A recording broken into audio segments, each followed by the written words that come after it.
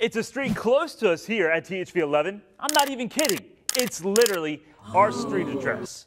But that's not the only reason we're getting street smart about Izard.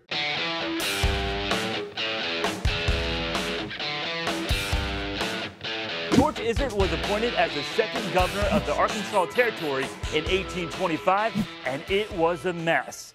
He found the whole territory to be in shambles, the bookkeeping, the record keeping, the finances. But there were other challenges for the former War of 1812 Army major. We had the Quapaw Indians just very recently occupying land to the east of Little Rock, and at that same time the Cherokees were occupying the land west of Little Rock.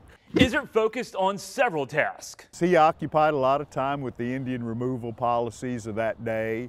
Expansion and improvement of roads was also on his checklist. It was during his tenure that roads, through the efforts of the military, actually became well enough constructed. The early military roads became passable to stagecoaches. This was a turning point in the new frontier. That marked the beginning of a true land transportation system through the territory.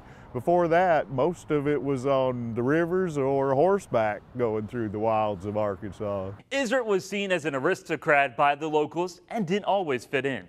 He was a quiet, orderly, scholarly man. He was educated in Philadelphia and in France. Izard had a tradition. He would come out of his home every morning dressed in full military regalia as if ready to go out on a military parade, and he would walk the few blocks down to the territorial office to conduct his business of the day. He might have been an outcast. After he died, he was buried in the local city graveyard, and some years later when they decided to remove the burials from the old city graveyard to the newly created Mount Holly, no one claimed George Izard's body.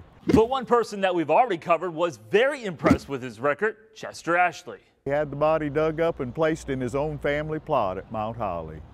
Our final turn tomorrow introduces us to a very popular man who drove Little Rock to new heights.